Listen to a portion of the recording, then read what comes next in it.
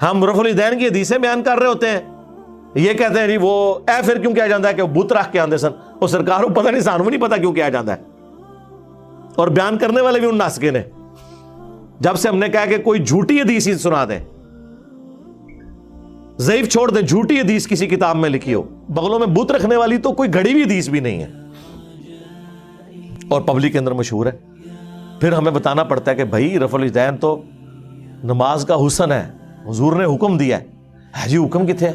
ہم دکھاتے ہیں رفع الیدین کا حکم بخاری مسلم سے. لیکن پہلے آپ بات کو سمجھیں, یہ ایک مقدمہ ہے. صحیح بخاری اور مسلم کی متفق علیہ حدیث ہے.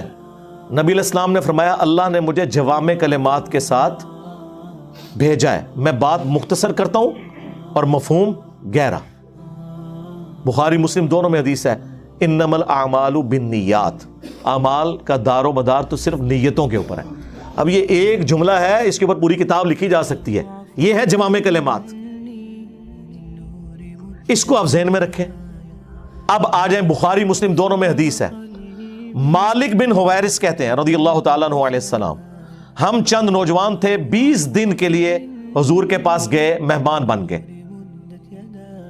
حضور کی وفات سے 1-1.5 سال پہلے غزوہ تبوک کے موقع پر مسجد نبوی میں ٹھہرے 20 دن تک.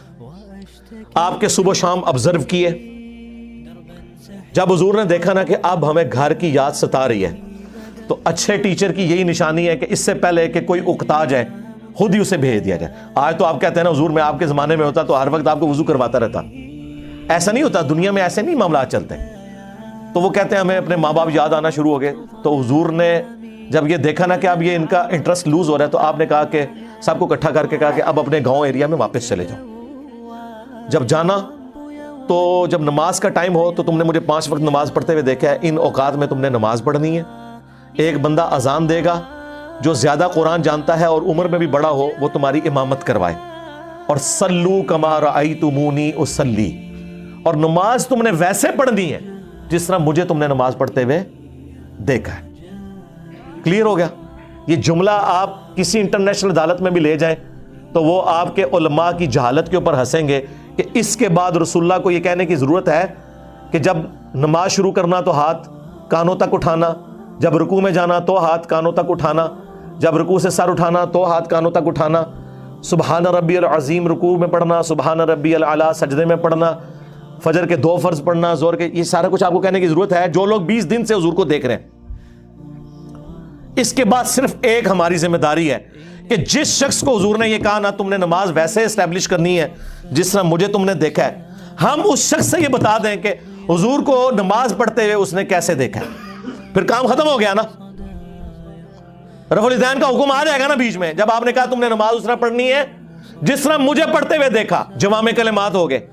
تو سرکار مالک بن حویرث سے پوچھ لیں, بخاری مسلم دونوں میں موجود ہے کہ مالک بن حویرث رضی اللہ تعالیٰ عنہ کہتے ہیں کہ جب نبی علیہ السلام نماز شروع کرتے تو دونوں ہاتھ کانوں تک اٹھاتے. بخاری میں صرف ہے کہ اٹھاتے, مسلم میں ہے کانوں تک.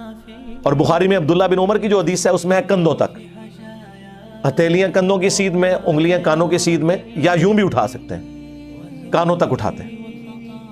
اور رکوع میں جاتے وقت کانوں تک اٹھاتے, اور رکوع سے سر اٹھاتے تو کانوں تک اٹھاتے.